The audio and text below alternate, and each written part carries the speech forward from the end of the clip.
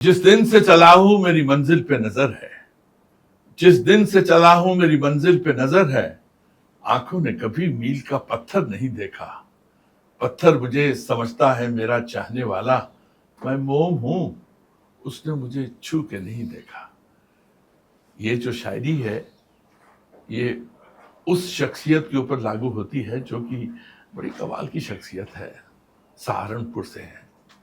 सहारनपुर एक volatile city है जहाँ पे ज़माने ने बहुत दंगे देखे, बहुत फसाद देखे, बहुत फतवे देखे।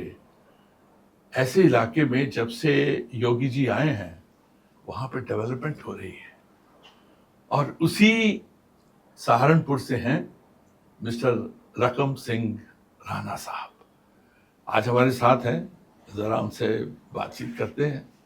बड़ी मल्टी फेसेटेड पर्सनैलिटी है, राजनीतिक भी हैं, इलेक्शन भी लड़े हैं, दिल भी उनका बड़ा है, दिमाग में सोचते भी बड़ा है, लेकिन दिल से सोचते हैं बेसिकली।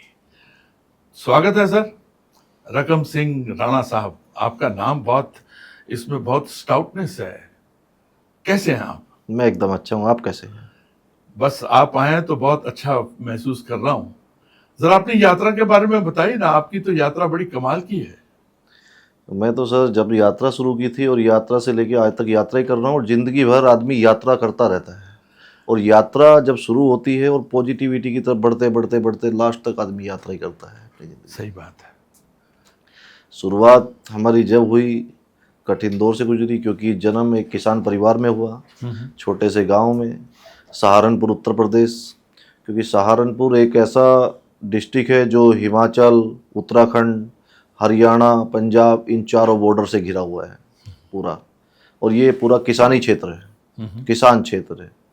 वहाँ से शुरुआत होती है और एक छोटे से गांव से आदमी अपने सपनों को बुनता है, सपने देखता है, सपने बनते हैं, सपने टूटते हैं, फिर शुरू करते हैं कॉलेज लाइन से ही। लेकिन ये जो सपने आपने देखे हैं वो कौन से स्तर के थे और उसमें क्या क्या आपने सपनों में देखा अपने आप को? अरुण जी, स्तर तो बहुत बड़ा था और उस स्तर पे हंसने वाले भी बहुत थे। स्तर तो बहुत बड़ा था, हंसने वाले भी थे, लेकिन सपने वो वैसे थे। मुझे लिखने का शौक था उन सपनों को डायरी में। हाँ। कि यार ये सपना मुझे पूरा करना है। और सपने की शुरुआत एक छोटी छोटी चीज़ों से लेकर के बड़ी बड़ी चीज़ों तक होती थी कि यार ये इतने दिन में मुझे एक साइकिल खरीदनी है, अच्छा। इतने दिन में मुझे ये बाइक खरीदनी है, इतने दिन में मुझे ये लेना है। और ये सपने स्कूल टाइम से थे, ना कि कॉलेज टाइम से। कि अच्छा। स्कूल टाइम पता नहीं एक ऐसी लत थी कि नहीं मुझे कुछ करना है, मुझे कुछ करना है, शुरू से ही करना है, शुरुआत से ही करना है। मतलब छोटे छोटे टारगेट, छोटे छोटे टारगेट शुरू से ही ये थे। हाँ। और घर वाले कहते पढ़ ले पहले, पढ़ ले पहले, पढ़ ले पहले, पढ़ ले। और पढ़ने में भी ऐसा नहीं थी, पढ़ने में ठीक नहीं थे, पढ़ने में भी अच्छे थे। अच्छा। ईश्वर की कृपा थी। ओके। पीसीएम ले रखा था मैंने, फिजिक्स केमिस्ट्री मैथ से था। हाँ। अच्छा था पढ़ने में। स्कूल से निकला, कॉलेज में पहुंचा, physics chemistry, physics chemistry math था। Fantastic। फिर वहाँ से कॉलेज में गया, कॉलेज से फिर, लेकिन मन सिर्फ एक ही जगह था, नहीं कुछ करना है, बड़ा करना है, छोटा नहीं करना है, एक नाम कमाना है बढ़िया। और सब भाई घर वाले सब बोलते कि यही धरती पे रह ले। हमारे गांव में ऐसा, गांव में क्या हर गांव में ऐसी कहावत होती है यूपी के कि धरती पे रह ले, यहीं रह ले, ये काम कर ले, यही अपना गांव में गन्ने छुलते हैं ना, गन्ने, कि गांव में गन्ने छोलने तुझे भी यहीं अपना पढ़ ले, जितना पढ़ सकता है पढ़ के फिर गांव में अपनी खेती संभाल। मतलब ये है कि आप पे लोग बहुत हंसते थे, करेक्ट है, आपके सपनों को देख के, और आपको डिस्करेज भी करते थे कि ये क्या कर रहा है, छोड़ना यार, तो ये कर रहा है, तो गांव के ये संभाल गन्ने। तो कुछ चीजें अरुण जी कई बार ऐसी हो गई कि बिना बताए कुछ कदम ऐसे उठा लिए, घर वाले भी नाराज हो गए। घर वाले ऐसे ऐसे कमेंट मारने लगे कि ये कुछ नहीं कर पाएगा, बस ये कुछ नहीं कर पाएगा, वही दिल पे लग गया। शाबाश। ओके। तो यही कुछ नहीं कर पाएगा, मैं उसी दौरान घर से निकल गया बस। सर ये कुदरत का उसूल है कि जब भी आप सपने देखते हैं, बाहर निकलते हैं, अपनी दुनिया बनाते हैं, तो उस वक्त ये होता है कि लोग आप पे हंसते हैं। ये एक स्टेज है, हंसने वालों को फिर काम करके दिखाना पड़ता है, और वो उसे कहते हैं कर्म संन्यास योग। जब तक कर्म में संन्यास नहीं आएगा तो उसका योग नहीं बनेगा। तो ये जो योग आपने कुदरती तौर पे अपना बनाया है, इसके आगे की यात्रा कैसी रही? पहला टारगेट बड़ा क्या अचीव किया? पहला टारगेट सर, एक न्यूज़पेपर चलता था हमारे यहाँ, दैनिक जागरण, अमर उजाला। हाँ। एक इश्तिहार देखा छोटा सा, impulse company. Impulse company Oxford university की बुक्स बेचती थी, इंग्लिश की, Okay. ऑक्सफोर्ड की। मैं उस कंपनी में मैंने इंटरव्यू दिया, वहाँ गया, वो 50 रुपये पर डे देते थे, 50 रुपये रोज के। ये कौन से साल की बात है? ये सर स्टार्टिंग की बात है, तब मैं कॉलेज में था, पढ़ते पढ़ते। 80s? नहीं, ये सर बात है आपका 1991 के आसपास की बात Okay. है। तब मैं वहाँ से 90s. गया, हाँ, अर्ली तब मैं 90s. गया वहाँ पे। Okay. तो मैं वहाँ से मैंने कुछ नहीं कमाया, लेकिन एक्सपीरियंस बहुत ज़बरदस्त कमाया उस कंपनी से। मतलब किताब किताबें बेचता, पढ़ते थे? पढ़ता नहीं था, बेचता था। ओके। बेचता कहाँ था? कॉलेजेस में, डॉक्टर्स को, इंसाइक्लोपीडिया बेचने की वहाँ से कला, मार्केटिंग की कला, वो मैंने वहाँ से सीखी, वो मुझे वहाँ से मिला। हमारे जो बॉस थे वहाँ पे, मैनेजर वीरेंद्र काल्डा, वो हिमाचल प्रदेश के थे। एक मैडम थी जो सीनियर थी वहाँ पे, वहाँ से सीखी, वहाँ से मैंने एक्सपीरियंस गेन किया। उसके बाद गेन करने का, क्योंकि घर से रूट के चला गया था, वापस फिर घर आया, घर वालों ने फिर बोला, आया नहीं हमारे कदमों में, फिर अच्छा, आया नहीं हमारे कदमों में फिर। अब करना तो कुछ, क्योंकि बनना तो एक्टर था, दिमाग में एक्टर घुसा हुआ था, दिमाग में एक्टर था। अब समझा तेरे रुख पे दिल का मतलब, तो अंदर से वो जो कलाकारी है वो भी बाहर निकली है, फूट दिमाग में एक्टर घुसा हुआ था, क्योंकि एक्टर बनना था। पैसे थे नहीं, पैसे कोई देना नहीं चाहता था घर में, कि नहीं हमारे पास फालतू के पैसे नहीं है इन चीजों के लिए। हाँ। पैसे कहीं से मिल नहीं रहे थे। तो एक दिन अचानक घर से 500 रुपये मिले, परस से निकाले फादर के, और गोल्डन टेम्पल पकड़ के सीधा डायरेक्ट मुंबई, बिना किसी रेफरेंस के, बिना किसी के सिफारिश के, ना कोई यहाँ कोई रिश्ता। ये अजनबी शहर, अजनबी ट्रेन, अजनबी टीटी था ट्रेन में, सब अजनबी, और सीधा सेंट्रल मुंबई। और यहाँ से शुरुआत हुई, यहाँ से फिर बिना पैसे के सफ़र शुरू हुआ। कैसे कैसे मैंने यहाँ जीवन यापन किया, कैसे कैसे 1-2 साल निकले। एक दौर ऐसा आया कि 3-3 दिन तक भूखे रह के काटना पड़ा। एक मोबाइल फ़ोन होता था, 1100 के आसपास फ़ोन चलता था, नोकिया का, उस दौरान नया नया फ़ोन आता था। वो भी एक दोस्त ने कॉलेज में गिफ्ट किया था बर्थडे पे, क्योंकि वो एक ठीक ठाक लेवल का आदमी था परिवार का, उसके साथ दोस्ती हो गई थी। उसने वो दिया था, उसको रखा। उसको रखने के बाद 3-4 दिन का गुजारा तैसे तैसे करके चला। उसके बाद चलने के बाद वो जब बिल्कुल ख़त्म हो गया, तो एक दौर ऐसा आया कि ब्लड बेच करके खाना खाना पड़ा। क्या बात कर रहे हैं? मतलब पहला जो 500 रुपया था वो तो 3-4 दिन में खत्म हो गया होगा। खत्म। उसके बाद आपने खून बेचा अपना? खून, ब्लड बेच के खाना खाया। अच्छा। तब जाके फिर जो पेपर में मैंने बताया ना, कटिंग जो आती है, ऐड आता है, ज्योतिष वाले, ये वाले, चमत्कार, फलाना ढिमका, ये वो, तो मैंने इनका वर्किंग स्टार्ट करना शुरू कर दिया। इनका काम, इनकी एजेंसी का काम, ऐड देके कंपनी न्यूज़पेपर को ऐड बेचना शुरू कर दिया इनका। ऑनलाइन, जैसे अब तो ऑनलाइन सेटअप चलता है, मोबाइल कॉल लगाया, फोन लगाया कि बाबा आपका ऐड लगाना है, इतने पैसे में लग जाएगा, तो सीधा डायरेक्ट न्यूज़पेपर को फ़ोन किया, ये ऐड है, ये लगना है इतने का, उसमें मुझे 15% कमीशन मिलने लगा। अच्छा। वो सेटअप बना, उसमें मैं ठीक ठाक पैसे कमाने लगा। मेरे पास ऐसे करते करते हजारों क्लाइंट जुड़ गए, बंगाल से, बिहार से, नेटवर्क बनता चला गया पूरा। ये कौन से साल की बात है? ये है आपकी क्या नाम आपका, ये 2001 की बात है, 2001 की, मुंबई में। अच्छा, आप आए 91 में। हाँ, और 2001 10 साल से आपका मुसलसल जो आपकी स्ट्रगल है और टारगेट अचीविंग है, वो 2001 में आके एक रोशनी दिखाई। तो बिल्कुल वो चीज़ें चलती रही। मेरा एक ऐसा नेटवर्क खड़ा हो गया, शानदार, बिल्कुल फर्स्ट क्लास एकदम। लेकिन धीरे धीरे जब से व्हाट्सअप आया, फिर उसके बाद वो न्यूज़पेपर वाला, तो क्योंकि उस समय मैं अचीव कर चुका था, पैसे कमा चुका था उसी बिजनेस से ठीक ठाक। इंडियन चॉइस एडवर्टीजमेंट करके मैंने कंपनी खड़ी कर ली थी। अच्छा। जैसे ही ऑनलाइन का सेटअप शुरू हुआ, जब से वो जियो फ्री रिचार्ज और ये सब चालू हुआ, तो वो बिजनेस बंद पड़ गया। तो मेरा घर वालों के सीने में से धुआं निकलना शुरू हुआ था? सर मैं तब तक गया ही नहीं था घर पे। 10 साल गए नहीं गया। वाह। किसी ने मुझे ढूंढने की कोशिश भी की, सब कुछ किया, लेकिन उनको पता ही नहीं था मैं कहाँ हूँ, क्योंकि किसी के पास मेरा नंबर कॉन्टेक्ट नहीं था। मैं 10 साल बाद घर पे गया सीधा। उसके बाद लोगों में जब ठीक ठाक लेवल पे पहुँच गया, एक फर्स्ट क्लास स्टैंड मैंने ले लिया, तब मैं खुद ही घर पे गया। और आज ये स्थिति है कि मैं इंडस्ट्री में भी हूँ, बॉलीवुड में भी हूँ, आज मैं रियल इस्टेट में भी हूँ, आज मैं पॉलिटिक्स में भी हूँ, आज मैं ईवी में भी हूँ, आज टू व्हीलर्स के बिजनेस में भूमि ऑटोमोबाइल्स के नाम से इतनी सक्सेस कंपनी है जिसके 4000 से ज़्यादा शोरूम पूरे भारत में है, जिसका 11। लेकिन आपका पहला रिएक्शन जो घर वालों का मिला, आपने दरवाजा खोला होगा, बेल बजाई होगी, अंदर गए, तो पहला रिएक्शन किसका था? माँ का था या पापा उनका का था? रिएक्शन ये था कि जब मैं पहली कार लेके घर पे दरवाजे पे गया कि ये किसकी मांग के लाया है। ओह, उनको ये नहीं था कि ऐसा भी हो सकता है, लेकिन उनको 1 महीना 2 महीने में जाके कि नहीं, हमारे बेटे ने कुछ अचीव कर लिया है। तो उनकी बॉडी लैंग्वेज चेंज हुई? सब कुछ चेंज होना शुरू हो गया और आज ये है कि मेरे घर का नक्शा बदल चुका है। मेरे सारे भाई आज स्ट्रॉन्ग स्थिति में है, आज मेरा परिवार स्ट्रॉन्ग स्थिति में है, आज सब बिजनेसमैन है। तो इसमें आपका योगदान है अपने परिवार को एक स्टाउट पोजीशन देना, एक मजबूत। मैं ये कहूँगा कि मेरा योगदान है, लेकिन उनका भी योगदान मैं बोल सकता हूँ, क्योंकि वो निगेटिव पॉइंट्स नहीं आते तो मैं कामयाब नहीं होता ना। या एग्जैक्टली, क्योंकि वो मेरे दिल को जो लगा वही मैं मानता हूँ कि वो मेरे सक्सेस का राज है। क्या बात है। It means you are a self made man, जिसने कि अपनी जो तकदीर है खुद ही अपने हाथ से लिखी है। 10 साल का स्ट्रगल पहले यहाँ पे, फिर घर जाना, घर जाके फर्स्ट रिएक्शन को एंजॉय करना, बॉडी लैंग्वेज को एंजॉय करना, फिर उसके बाद 4-5 कंपनियाँ, फिर आप सहारनपुर के ही हो गए।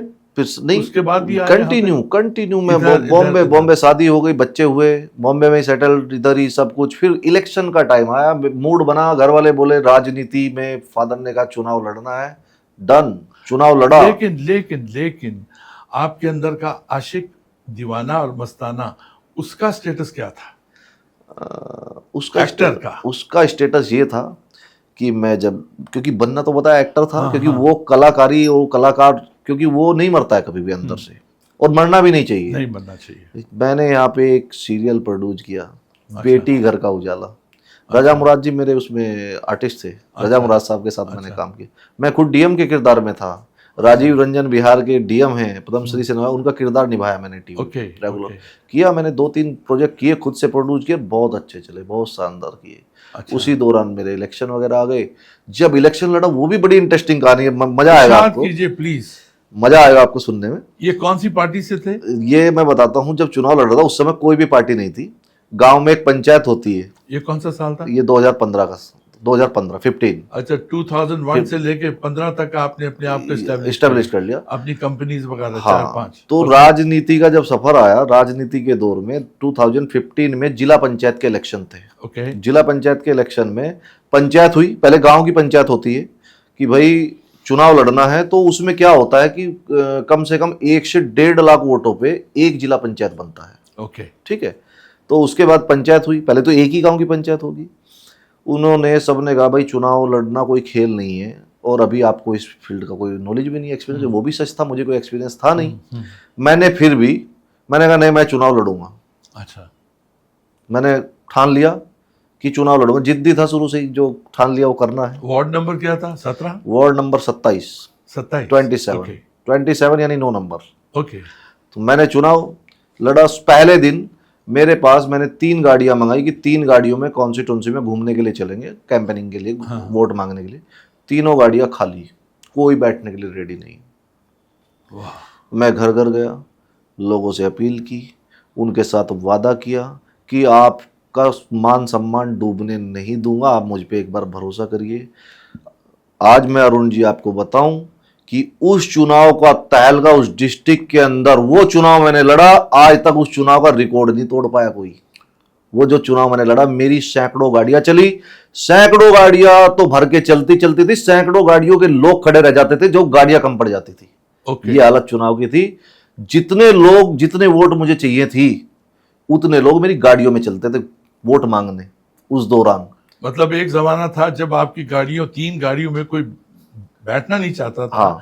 अभी गाड़ियों की भरमार थी, and you were going everywhere. गाड़ियां मतलब भर गई फुल, पूरा कारवा चल रहा है, लेकिन लोग भी एक्स्ट्रा खड़े, गाड़ियां नहीं है। ओके, गाड़ियां नहीं है, गाड़ियां फुल हो गई। चुनाव लड़ रहे हैं, पहला एक्सपीरियंस था, क्योंकि अनट्रेंड थे, राजनीति का ज्ञान नहीं था। 39 वोट से लास्ट आकर के मोमेंट पे चुनाव हार गए, क्योंकि जिस मिनिस्टर की वजह से मैं चुनाव लड़ रहा था उनकी मेरे उस थोड़ा सा मामला ऐसा हुआ, उनकी डेथ मेरे काउंटिंग से 4 दिन पहले उनकी डेथ हो गई अमेरिका में हॉस्पिटल में, ओहो जिस मिनिस्टर की वजह से मैं चुनाव लड़ रहा था। ओके। तो वो एक थोड़ा सा रीजन रहा उस दौर का। तो उससे मैंने चुनाव से सबक लिया। 5 साल मैंने जनता के बीच में मेहनत करी, फिर इंडिपेंडेंट चुनाव लड़ा, सबकी जमानत जब्त करा दी, क्या बात, वाह। चुनाव जीत के सबके बीच में आया, लगातार काम किया। नहीं, लोग वन सेक वो आप पहला चुनाव हारे, हाँ। करेक्ट है? उसके बाद हारने वाले दिन आपकी मनोस्थिति क्या थी? जिस दिन मैं हारा, मुझे हौसला देने वालों की भी वहां कमी नहीं थी। ओके वही सब लोग थे काउंटिंग पे, पूरी रात काउंटिंग चली, पूरी रात हम सब काउंटिंग पे थे। ओके। लेकिन हाँ देखिए, जब आदमी देखता है, सबसे ज्यादा पीड़ा होती है समर्थकों को, जो समर्थक होते हैं ना, हाँ कैंडिडेट से ज्यादा पीड़ा होती है हारने के लिए समर्थक जो खड़े होते हैं। हाँ। अब वे सब लोग उदास थे कि भाई हमने इतनी मेहनत की और हम 39 वोट से मात्र हार गए। 39 वोट कुछ भी नहीं होती है, फिर भी बहुत, फिर भी बहुत। हाँ, लेकिन हमारी हार भी उस जीतने वाले कैंडिडेट से ज्यादा गूंज थी उसकी। देखिए, अटल बिहारी वाजपेयी जी ने एक वक्तव्य किया था कि जब उनकी सरकार 1 वोट से हारी थी, तो अटल जी ने यह कहा था कि आज 1 वोट से मेरी सरकार हारी है और ये जितने भी कांग्रेस वाले हैं सारे हंस रहे हैं हम पे। एक ज़माना आएगा जब पूरे देश में बीजेपी का राज होगा, भगवे का राज होगा, और उसके बाद में फिर हम हंसेंगे, हम हंसेंगे। ये हंसना द्रौपदी ने भी हंसा था, पूरा महाभारत हो गया था, लेकिन ये किसी का मजाक उड़ाना, किसी का ये सब करना, वो उसको मोटिवेशन मिलती है। It's a beginning of a great inspiration. Sir ऐसा जो उस समय विपक्ष था, क्योंकि नया नया चुनाव लड़ रहा था, पहला इलेक्शन, विपक्ष ने क्या किया, विपक्ष ने ऐसी घटनाएं घटी उस दौरान, मेरे पे 5 मुकदमे दर्ज हुए उस इलेक्शन में। 5 मुकदमे दर्ज हो गए, ऐसे बड़े बड़े केस लग गए कि पुलिस का पूरा काफिला मेरे घर पे, और मैं अपनी सहारनपुर कोठी पे था। सुबह अरेस्ट करने के लिए पुलिस मुझे वहाँ पहुँचती है। वो रीजन क्या था, क्योंकि मुझे उस चुनाव के बारे में जो गाइडलाइन होती है उसकी नॉलेज नहीं थी। पहला चुनाव लड़ रहा था मैं उस समय। लोगों को क्या है, कोई दारू पिलाता है, कोई कुछ करता है चुनाव में, मुझे उस चीज़ की भी कोई नॉलेज नहीं है। मेरा ऐसा कोई प्लान नहीं था, ना मैंने किसी को दारू पिलाया, ना किसी को कुछ किया, कोई ऐसा सिस्टम नहीं था। मैंने मीठे के तौर पे, ऑन वीडियो के माध्यम से बता रहा हूँ, मीठे के तौर पे जो एक रसगुल्ला होता है, वो इतनी तादाद थी कि उसकी रकम करोड़ों में थी। ओह, तो वो चुनाव आयोग से मुझे नोटिस आ गया उसका। ओके। चुनाव आयोग से मुझे नोटिस आया और मुझे अरेस्ट करने के लिए लगभग 10 गाड़ियां पुलिस की, लोकल पुलिस स्टेशन से, लखनऊ पुलिस स्टेशन से लोग पहुंचे। पहुंचने के बाद डीएम डिस्ट्रिक्ट मजिस्ट्रेट के ऑर्डर लेके आए कि इस आदमी को अरेस्ट करो, इसने पूरा चुनाव हिला दिया है। मैंने बताया ना शुरू में कि मैंने वो चुनाव इतिहास बना दिया था उस चुनाव में, क्योंकि वो मैं अनट्रेंड था उस चुनाव में, मुझे नॉलेज नहीं थी उस चीज की। और जब मैं कोर्ट में पेश हुआ तो जज साहब ने मुझसे पूछा कि आपने ऐसा क्यों किया, तो मेरे जबान से, क्योंकि मुझे नॉलेज नहीं थी, मैंने जज साहब के सामने मुस्कुराते बोला, अरे सर मैंने कौन सा जहर खिला दिया, मैंने तो रसगुल्ले खिलाए हैं। तो जज साहब भी हंसने लगे। जज साहब बोले, अरे ये क्राइम है। तो वो सारी चीज़ें, वो मुकदमे झेले, खैर वो सब चीज़ें हुई, लेकिन वो सब विपक्ष की चाल थी। जितना उन्होंने बढ़ा चढ़ा के सारा किया, वो सब उन चीज़ों से मैं निकला। फिर तैयारी की, इलेक्शन की, दोबारा लड़ा, और उस विपक्ष के मुंह पे ऐसा तमाचा था जिस दिन मैं जीत के निकला कि यार ये क्या हो गया। क्योंकि उस चुनाव को हराने के लिए सेकंड को 2 मिनिस्टर और दूसरी पार्टियों के लोग कम से कम सैकड़ों की तादाद में इस अकेले शख्स को हराने के लिए पूरी काफिले के साथ लगे हुए थे, लेकिन इस शख्स को नहीं हरा पाए। क्या बात है, वाह वाह। मुझे एक बात आपसे पूछनी है, आपने थपेड़े खाए, ठोकरें खाई कभी कभी, और फिर आपने ठोकरों को उस्ताद बना लिया, करेक्ट है? बिल्कुल। लोग आप पे हंसे, आपने वो जो हंसी थी उसको समझा कि this is part of the motivation and they are inspiring you indirectly. लेकिन आपके बेबी फेस के ऊपर इतने थपेड़ों के बाद भी एक भी रिंकल नहीं है, एक भी शिकन नहीं है, इसका क्या राज है बाबूजी?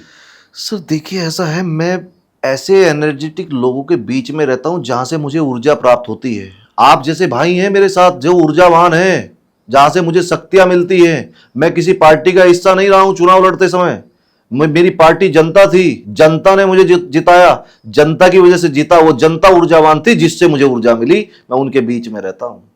आपने इस सत्य को पहले से ही समझ लिया कि पहले कहते थे लव लव इज लाइफ, लेकिन आजकल कहते हैं कि energy is life. Energy, positivity, ये जो है आपने इसको अपने सिस्टम में, अपने डीएनए में जो ऐड किया है।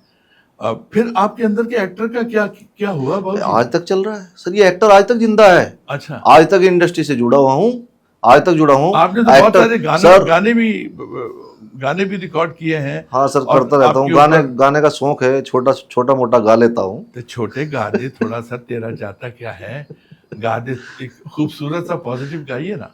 एक विनोद राठौर जी का एक लाइन याद है, हाँ हाँ, छुपाना भी नहीं आता, बताना भी नहीं आता, हमें तुमसे मोहब्बत है, बताना भी नहीं आता, छुपाना भी नहीं आता, बताना भी नहीं आता। क्या बात है, वाह वाह वाह, ब्यूटीफुल, फैंटास्टिक। लेकिन आपको बताना आता है, आपको समझाना भी आता है, बताना भी आता है, और अपने टारगेट को जीतना भी आता है। तो कलाकार के बारे में बताइए। आपने दो जीते हैं, एक जीता है, एक हारा है। उसके बाद आपकी सोशल स्टैंडिंग बड़ी कमाल की गई है। लेकिन कलाकार को और आगे क्या करना चाहते हैं आप? सर देखिए, जब मैं इसमें इंडस्ट्री में घुसा तो मैंने बताया कि मेरा एक एक्टर बनने का सपना था। जो कुछ चीज़ें मैंने की या जो चीज़ें अधूरी रही, मैं अपने बेटे में देखता हूँ उस चीज़ को। ओके, कि जो मैंने अधूरा छोड़ा है उसे बेटे में से पूरा करना है, और आप जैसे भाइयों का साथ चाहिए उसके लिए, तो बेटे से पूरा कराना है। मेरा बेटा तैयार हो रहा है इस चीज़ के लिए। अच्छा। आज मैं इतना अचीव कर चुका हूँ उस ईश्वर की कृपा से कि उस बेटे को यहाँ लॉन्च करना है इंडस्ट्री के। नो, ये तो बहुत अच्छी बात है। कलाकार बिरादरी में एक और बच्चा आएगा, और डेफिनेटली जब वो बच्चा आएगा तो आपकी तो यहाँ पे फ़ैन फॉलोइंग है। हम भी अपने आप यारी दोस्ती की लिस्ट में हैं। We will make it a point कि नहीं, बच्चे का पूरा ख्याल किया जाए। लेकिन आप अभी खुद बच्चे लगते हैं बाबूजी, ऐसी बात मत कीजिए। दिल बच्चा आप है। अभी दिल बच्चा है, दिल बच्चा है। फड़फड़ाता है दिल, मतलब है, क्या बात है, वाह वाह, ये दिल बच्चा है, फड़फड़ाता है। इसके ऊपर भी एक गाना हो जाए, एक हो जाए, कम हो। मैं चाहता हूँ, मैंने आपके गाने सुने, मैं चाहता हूँ कि आप एक गाना सुना दें मुझे।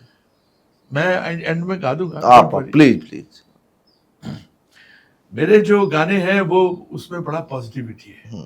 शुरुआत से मेरा ऐसा मेरा मानना है कि दुनिया को पॉजिटिविटी की ज़रूरत है।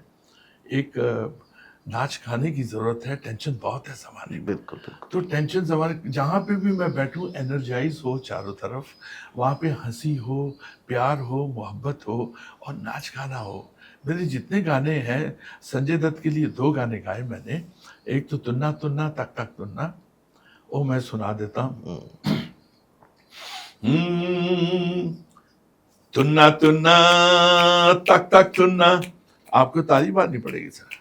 है तुन्ना तुन्ना तक तक तुन्ना, आसमां को धरती पे लाने वाला चाहिए, झुकती है दुनिया झुकाने वाला चाहिए, गिरते को बढ़ के उठाने वाला चाहिए, भूले को रास्ता दिखाने वाला चाहिए, तुन्ना तुन्ना। ये वाह, गाना क्या लोगों बात को है। बहुत सुख देता है। और आजकल जो पॉलिटिकल पार्टी है बीजेपी, उसने भी इस गाने को अपना लिया है। बिल्कुल जब भी बिल्कुल। कोई 3-5 होता है तो वो सीधा ये लाइन आती है, आसमां को धरती पे लाने वाला चाहिए। अभी देखिए बंगाल में यही हुआ है ना, बिल्कुल तो बिल्कुल। अभी उनकी जबान पे यही है कि आसमां को धरती पे लाने वाला लाने चाहिए, वाला चाहिए। झुकती है दुनिया झुकाने वाला चाहिए। बहुत अच्छी बात है कि फिल्मों के गाने, फिल्मों के डायलॉग, फिल्मों के इमोशंस, ये सब वो लोग अडॉप्ट करते हैं। जब सिनेमा जो है उनको डायलॉग देता है, गाने देता है, अपना जो एहसास है उसका इजहार करने के लिए। तो बिल्कुल। अभी आप ये बताइए कि एज ए व्यवसायी आपने बहुत बड़ी जगह बनाई है, जी। और आपके शोज चलते रहते हैं एक तरफ से, और आप अपने यूनिट के जितने भी लोग हैं उनको अपने बच्चे के समान मानते बिल्कुल हैं। बिल्कुल। तो उनके बारे में बताइए आप। देखिए सर, ऐसा है, भूमि ऑटोमोबाइल्स जो हमारी कंपनी है, भूमि ये कंपनी तो है लेकिन ये एक भूमि एक परिवार की तरह है। जी। हम सब जितने भी हमारे एम्प्लॉय हैं एक परिवार की तरह काम करते हैं, ओके। और परिवार की तरह नहीं काम करेंगे तो काम नहीं कर पाएंगे। या क्योंकि मेरे जितने एम्प्लॉय हैं, मेरा ये मानना है कि वो मेरे एम्प्लॉय नहीं है, वो सब रकम सिंह राणा है, वाह वाह वाह, तब वो काम करते हैं। क्या बात। वे सब एम्प्लॉय नहीं है, वो सब भूमि ऑटोमोबाइल के मालिक हैं। हमने ये देखा है लास्ट टाइम जब हम और हमारे साथी कलाकार आपके यहाँ गए थे, तो हमने उनके चेहरे पढ़े थे। आपके जितने भी एम्प्लॉयज थे, लड़के लड़कियां, बंदे बंदियां, सब लोग, दे लव यू लॉट। ये आपने ये प्यार कैसे कमाया, ये बताएं। मैंने जैसे बताया आपको कि चाहने वाले इतने हैं, लोग मुझे खुद प्यार करते हैं, तो मुझे प्यार करना खुद आ जाता है। क्या बात है। It was a wonderful talking with रकम सिंह राणा साहब। Oh yes Indeed. और इनका जो जिंदगी का मकसद है वो ये है कि कम व्हाट में शो मस्ट गो ऑन। कैसा भी होता है, कहाँ भी होता है, क्या भी होता है, लेकिन इनका जो थ्रस्ट है, काम करने का स्टाइल है, वो बहुत ही कमाल है। ये अपनी मुस्कान में, अपनी मुस्कुराहट में सब कुछ लपेट के ले जाते हैं। जाते जाते गाना गा दीजिए, आपका जाता क्या है। सर एक रोमांटिक गा देता हूँ फिर। इरशाद, आप ऐसे कलाकार रोमांटिक हैं? गाना गा देता हूँ। हाँ, गाना इरशाद कीजिए। गाना गा देता हूँ। आमिर खान का गाना मैंने सुना था, आमिर खान जी का। जी जी। तू प्यार है किसी और का, तुझे चाहता कोई और है। तू प्यार है किसी और का, तुझे चाहता कोई और है। तू पसंद है किसी और की, तुझे मांगता कोई और है। तू प्यार है किसी और का, तुझे चाहता कोई और है। क्या बात है। आपने अपने आशिक को भी अंदर से जिंदा रखा, एक बच्चे को भी अंदर से जिंदा रखा। एक शेर है बच्चे के ऊपर कि मेरे दिल के किसी कोने में एक मासूम सा बच्चा, मेरे दिल के किसी कोने में एक मासूम सा बच्चा, बड़ों की देख के दुनिया बड़ा होने से डरता है। आप वही आशिक हो, आपने अपने अंदर के बच्चे को कभी बड़ा होने नहीं दिया। Wish you all the very best in your Endeavour, आपकी यात्रा के लिए। आप thank you. Wish you all the very best. Thank you. आप 5वीं 6ठी 7वीं भी मंजिल तय करें और अपनी बड़ी जो व्यवसाय है उसको आगे बढ़ाइए, और अपने आशिक को आप याद रखते हैं। हाय कुर्बान जाऊं Lalit Chand. Cheer you man. Thank you very much. Rakam Singh Rana. Yes.